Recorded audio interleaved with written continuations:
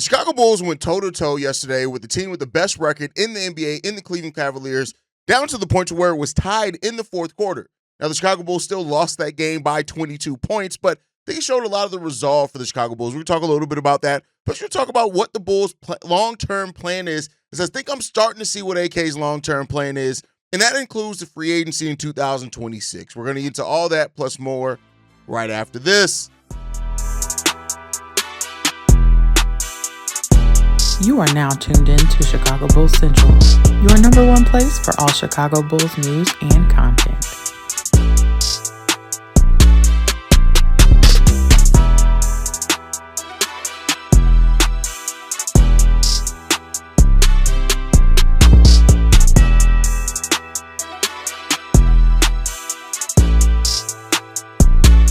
What's going on, Bulls fans? Welcome to another episode of Chicago Bulls Central, your number one spot for everything Chicago Bulls related. I'm the host, Hayes, but more importantly, you guys can follow the channel at Bulls Central Pod on every social media platform we happen to be on. With that said, let's go and get into this content for today, y'all. And the Bulls had another heartfelt loss yesterday, right? When you look at the way that this team competed, missing Josh Giddey, missing Alonzo Ball, missing Nikola Vucevic, who was out of this game as well, missing Iota Sumo, all the players that the Bulls were missing in this game, and the Bulls still fought with the Cleveland Cavaliers and were in that game in the fourth quarter. Now, the Cavs turned on the Jets there towards the end. They went on an amazing run to end that game that the Bulls just weren't prepared for. They didn't really have time to come back for them either at that point in time. But the Cleveland Cavaliers, they're the better team. Well, surely, I would hope nobody thinks that the Bulls are better than the Cleveland Cavaliers in any stretch of the imagination. But the way that the Bulls were able to put together that game, and no, before people get to wanting to be negative on the Chicago Bulls and say things like, well, it was just the Cleveland Cavaliers obviously weren't trying. No, you had to watch the way that this team, the Cleveland Cavaliers, who came out into the second half going on a 21-14 run. The Bulls then responded with a 7-0 run. Then it went back and forth with a 7-7 run, right? And then the Cleveland Cavaliers went on a 9-2 run, and the Bulls on a 6-2 run, right? Like, no, this wasn't one of the games where the Cleveland Cavaliers came in and they weren't competing, right? They were fighting in this game, and the Bulls were right there with them. Now, the ultimate win ends up mattering, and the Bulls are not nearly as talented as the Cleveland Cavaliers.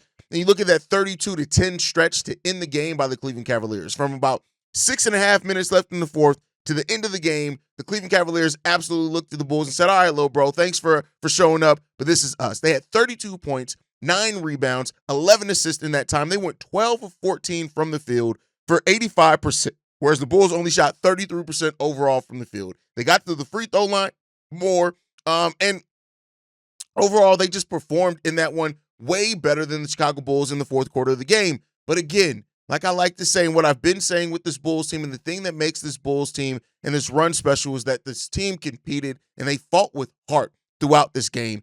And that shows the resolve that you're seeing from this Bulls team that you haven't always seen in this season from the Bulls, even with when they had a more talented roster or name-filled roster. So, hats off to the Bulls, and that's what the rest of this season really is going to be like for the Chicago Bulls. It's just going to come down to heart. How are the Bulls playing with heart? Are they getting it done? That's what it is coming down to. That's what this run is really about for the Chicago Bulls. It's like who's showing up, who's stepping up, who's playing well, right? Those type of things. Zach Collins is looking like, hey, he could be at least the backup center, and he may earn a second contract with the Chicago Bulls, right? Trey Jones didn't play overall well. Like the counting stats, the box score stats weren't amazing for him or anything like that, but starting in this game, he looked pretty solid. Of course, Buzelis having 17 points and 17 shots.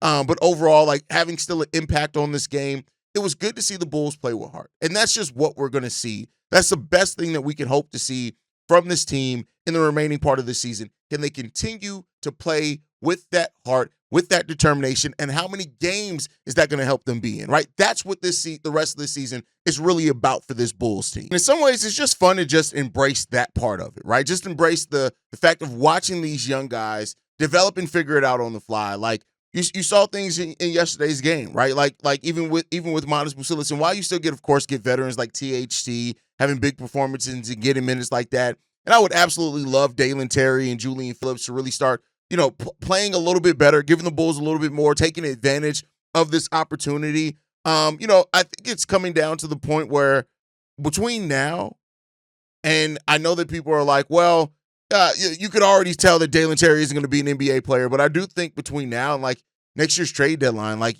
these are the opportunities for these guys to really just to start figuring it out, man. Dalen Terry had 2 opportunities to start, really hasn't shown anything, too great when it comes down to it.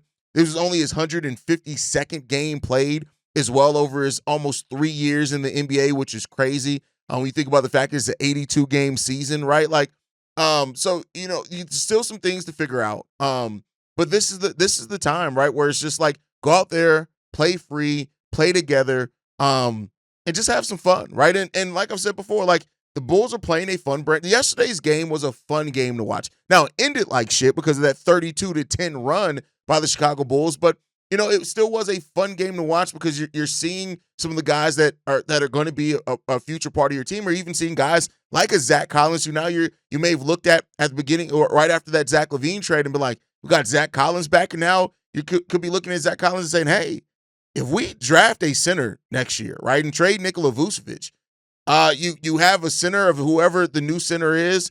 Jalen Smith's still here. Zach Collins, like that's more big man depth than we've ever had, right? Like so. There's things like that that you're looking into uncovering. But I'll say this, and we talked a little bit about this in the post-game show as well. It still comes down to me that Billy Donovan still just is not the coach that I want guiding young players that you're trying to develop them. That's just not what he's not that coach. And, I still have my problems with that.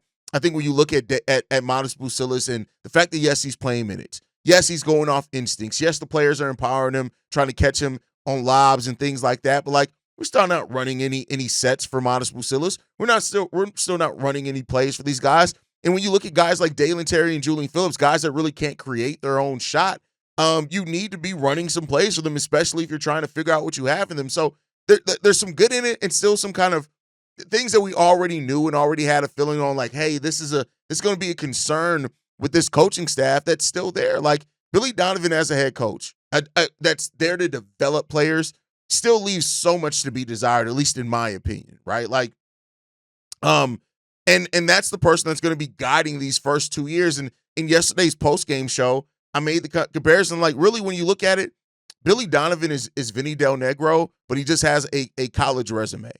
And I don't mean that as like an overall negative. I just mean that in like a look at the place that you are with the team. Vinny Del Negro was a perfectly cool coach for where the Bulls were and trying to see what they had and trying to understand who and what Derrick Rose could be and still and pick up a team that was established, right, and still having guys like Kirk and Luau there and still like and things like that, right?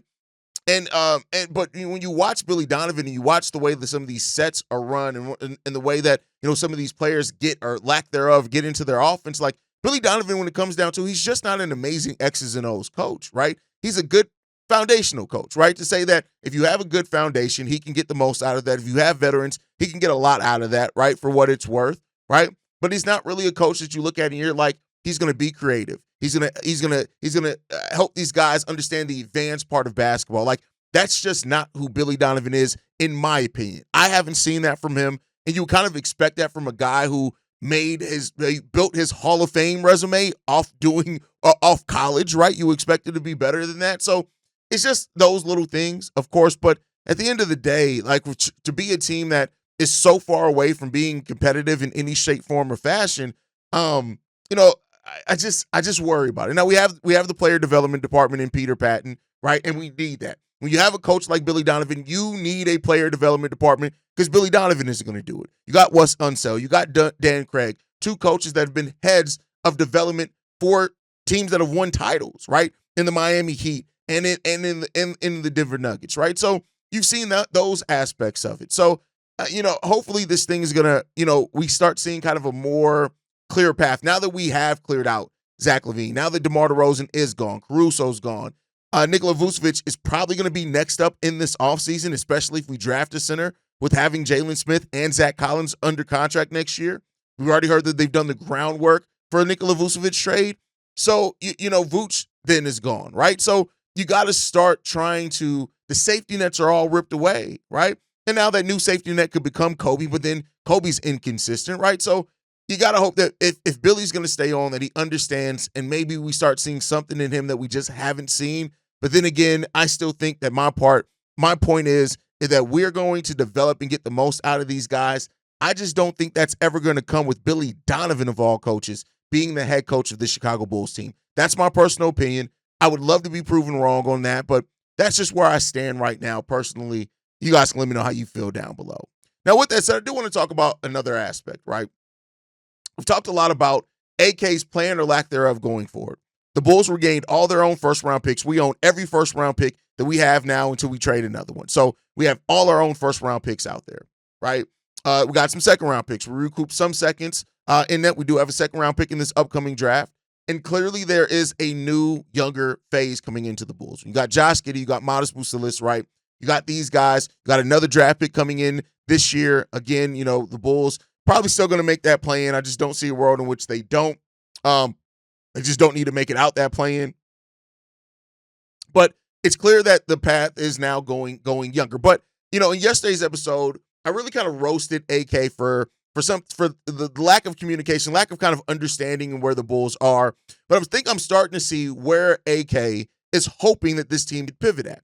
And I want to say this, right? When you look at it, the Bulls have more money than anybody in the 2026 free agency. And let's go back to AK quote that we used before. AK said this: after the season, I think we're going to focus on the draft of 2025. I know we're going to get a good player. Then in free agency in 2025. Then the 2026 draft is going to be pretty good. And then 2026 free agency, we've committed to only a fraction of our salary cap, right? The salary cap is projected at $170 million, and we're committed to only $45 million right now. That's how we look ahead. Now, that's a key thing, right? AK saying that they're already looking at 2026. I do think that is similar to the Bulls when they look at, I can't remember the year of the year that we that LeBron and Dwayne Wade and all those guys ended up coming away with Carlos Boozer. And, we did revamp that bench, right? But the Bulls were planning for that free agency, right? And I think when they also gave 2 years of trying to figure out who Derrick Rose was, but they planned their salaries. When we heard that the Bulls don't want any salary that goes past 2026 in any trades, that's because they have targeted 2026 free agency as probably the free agency that they want to make a move at. I don't know if we can call it the move, and we'll talk about why here in a second, but I do think that's where they're focused on making a move at, right? Now, here's the thing, right? The Bulls have the most money in that offseason by far. It's not even close, right? No other team has anywhere close to the amount of money that the Chicago Bulls have in free agency in 2026 season. They just don't. No team has that. When you look at it, let's go and look at these at these seasons. When you look at the heading into the year of 2026-27, the Chicago Bulls have the most cap space right now, projected at almost $100 million in practical cap space, $128 million in practical cap space. The next team, below them is the San Antonio Spurs with $111 million. Then the Brooklyn Nets with $110, right? So the Bulls are right there with having, and it's practical cap space, meaning that it's not just space underneath the first tax apron. That's cap space that they can actually use to go sign a free agent. Now, here's the thing. Looking at this team right now, who are they going to attract in free agency, right? And I think that this plan calls on a couple of things.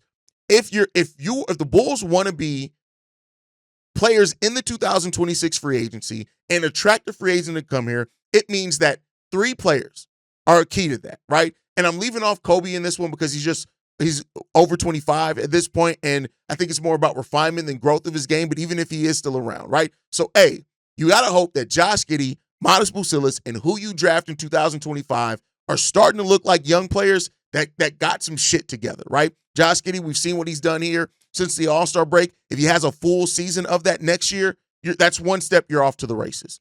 Modest Buzelis, his growth from year 1 to year 2 is going to be hugely important. Then the rookie that we draft in 2025 is going to have to show themselves at least some flashes to be big-time pieces in that. Now, the Bulls have other extensions. Josh Giddey is an extension. He's probably going to get upwards of $20 million. So take that to $45 million in salary cap, add 20 to $25 million of that. That's going to go to Josh Giddey, right?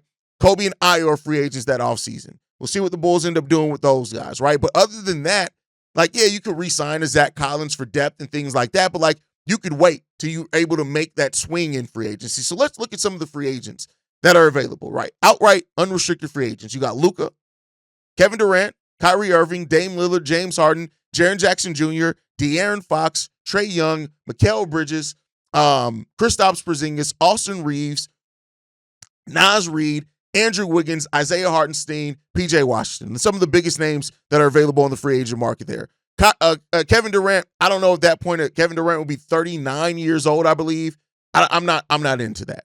Kyrie Irving, he'll be coming off his first year after a return from an ACL tear. Not really into that. Dame Lillard, no. James Harden, no. Luka, Jaren Jackson Jr., De'Aaron Fox, Trae Young.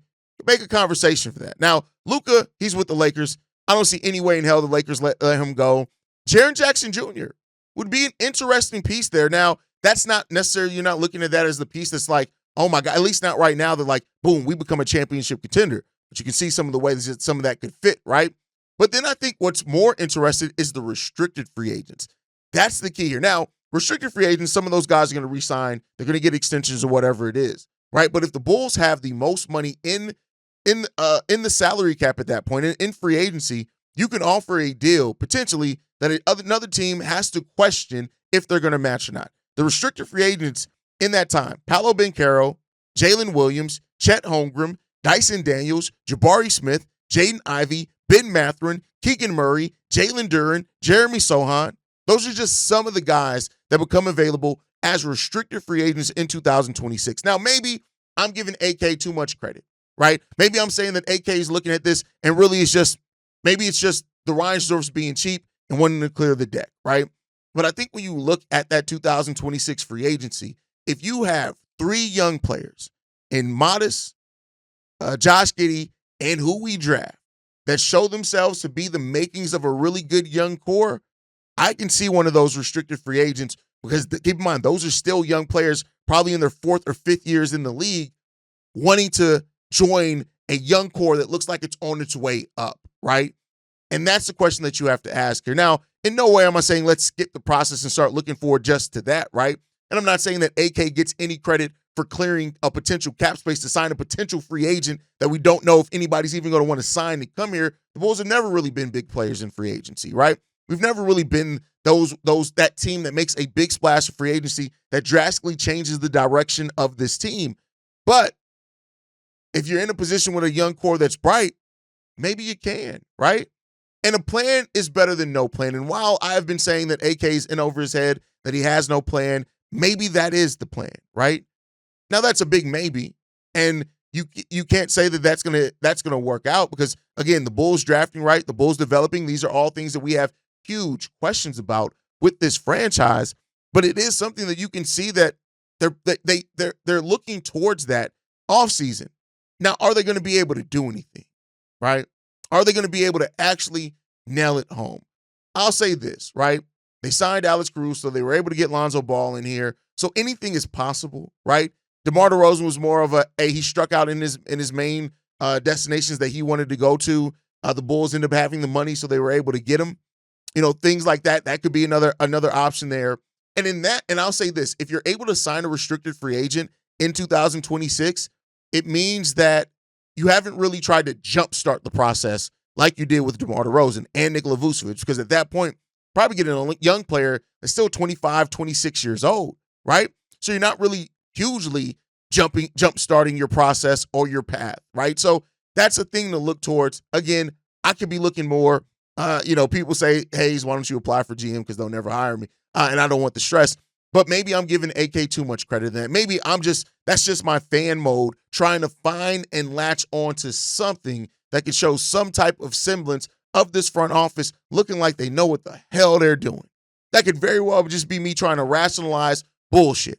Because I'm a fan, first and foremost, right? I want my team to be good. I want to be able to say, hey, this is what my team's trying to do. Bam, this is what we're going to do. I want to be able to say that. But I'm still a realist. And still in watching what AK and Eversley have given us the last few years, I'd be remiss if I acted like, hey, we could just, the plan of 2026, right?